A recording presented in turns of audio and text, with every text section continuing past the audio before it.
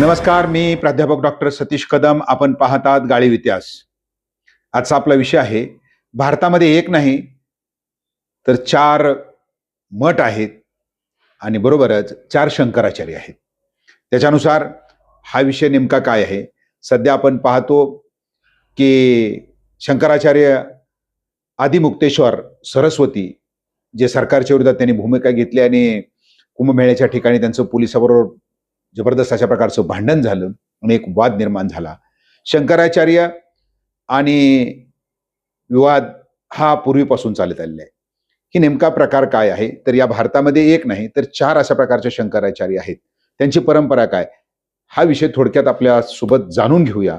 म्हणून आपल्याला अगदी 5 मिनिट आपल्या सोबत राहा आणि पाहत राहा गाळीव इतिहास. जे नवीन आले असतील त्यांनी सबस्क्राईब करायला विसरू नका. त्याच्यानुसार ही शंकराचार्याची परंपरा ही सुरू केलेली आहे. केरळमध्ये जन्म झालेले शंकर इसवी सन 788 मध्ये त्यांचा जन्म झाला आणि त्यानंतर वयाच्या 8व्या वर्षी संन्यास घेतला. आईवडिलांना न सांगता त्यांनी पूर्णपणे भारत भ्रमण केलं. पूर्व ते पश्चिम, दक्षिण ते उत्तर असा संपूर्ण भारत पिंजून काढला आणि या असणाऱ्या देशातलं अगाध प्रकारचं जे ज्ञान आहे याची ज्ञानप्राप्ती केली आणि त्याचबरोबर जी धर्मपीठ त्यांनी स्थापन करून या जगाला किंवा या भारताला नवीन धर्मज्ञान देण्याचं, शक्तिस्थान देण्याचं किंवा एक अधिष्ठान देण्याचं काम केलं आणि आपले वारसा पुढे चालू राहावा म्हणून त्यांनी आपल्या असणाऱ्या हयातीतच 4 पीठाची स्थापना केली आहे. त्यामध्ये जो चारही दिशेला 4 पीठं त्यांनी स्थापन केली, म्हणजे 4 शंकराचार्य आले आणि त्यांच्या आगाढ ज्ञानामुळे त्यांना शंकराचार्य ही पदवी लागली. तर त्याच्यानुसार आपण पाहतो की पूर्वेला जो त्यांनी मठ स्थापन केला तो मठ आहे ओरिसातील जगन्नाथपुरी या ठिकाणी. तर त्याला गोवर्धन मठ म्हटलं जातं. पश्चिमेला उत्तराखंड या ठिकाणी बद्रीनाथचा जो मठ आहे त्याला ज्योतिर्मठ म्हटलं जातं, ज्योतिर्धाम किंवा ज्योतिर्मठ म्हटलं जातं. दक्षिणेला कर्नाटकातील श्रृंगेरी या ठिकाणी जो मठ आहे तर त्याला श्रृंगेरी मठ म्हटलं जातं आणि गुजरातमधल्या द्वारकामध्ये जो मठ आहे त्याला द्वारका मठ. आता ह्या मठामध्ये त्या कालखंडामध्ये म्हणजेच एकंदर 820च्या आसपास त्यांचं ज्यावेळेस निधन झालं तर त्यावेळेला प्रत्येक मठामध्ये त्या वेदाचं पठण केलं जाईल, त्या वेदाचा सखोल अभ्यास केला जाईल याची सुद्धा सोय त्याच कालखंडामध्ये त्यांनी करून ठेवली. आणि त्याच्यानुसार गुजरातमधल्या द्वारका मठामध्ये शारदापीठ जे शारदा मठ आहे तिथं सामवेदाची तयारी केली जाईल. जगन्नाथपुरीचा जो मठ आहे गोवर्धन मठ तिथं ऋग्वेदाची तयारी केली जाईल.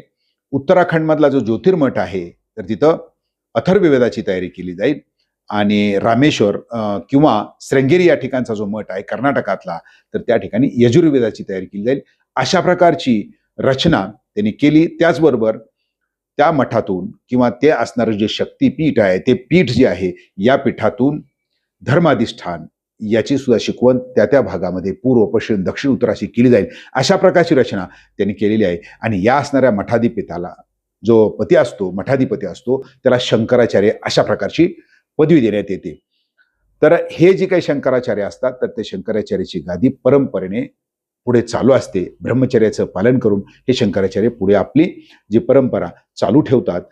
आता सध्या जो वाद चालू आहे जे की नेहमी एक वेगळ्या अशा प्रकारची ठोस भूमिका घेतात, खास करून सरकारच्या विरोधात भूमिका घेतात, तर ते आहेत आदिशंकराचार्य आदिमुक्तेश्वर सरस्वती. तर त्यांचं नाव आहे आदिमुक्तेश्वर सरस्वती, जे की उत्तराखंडमधील बद्रीनाथ या ठिकाणचे मठाचे मठाधिपती आहेत, शंकराचार्य आहेत. तर त्यामुळं त्यांचं जे मत आहे ते परखडपणे त्या ठिकाणी मांडतात. बाकीचे जे मठाधिपती आहेत मात्र हे सध्या भरपूर अशा प्रकारच्या टीव्हीमध्ये किंवा आपल्याला न्यूजमध्ये झळकताना दिसतात. तर ते जे मठाधिपती आहेत आदिमुक्तेश्वर सरस्वती जे की शंकराचार्य, तर हे शंकराचार्य आहेत झारखंडमधल्या बद्रीनाथ या ठिकाणच्या मठाचे. त्यामुळं 4 इतर जे 3 असतील ते शंकराचार्य वेगळे आहेत, हे शंकराचार्य एका मठाचे आहेत. हा भाग या ठिकाणी महत्वाचा आहे. तर अशा रीतीने एकंदर या असणाऱ्या देशामध्ये 4 बाजूला 4 मठ त्या ठिकाणी आदिशंकराचार्यांनी 9व्या शतकामध्ये स्थापन केले आणि आजही त्यांच्या परंपरा चालू आहेत. त्या ठिकाणी धर्मपीठ असून त्या धर्मपीठामध्ये जो आपला अधिष्ठान आहे धर्माचं, हिंदू धर्माचं, सनातन धर्माचं, ते चालू असतं. हा व्हिडिओ आपल्याला कसा वाटला निश्चित सांगा, लाईक करा, शेअर करा आणि आपल्या सूचना मांडा. तोपर्यंत धन्यवाद. पुन्हा एकदा विनंती, जे नवीन असतील त्यांनी सबस्क्राईब करायला विसरू नका.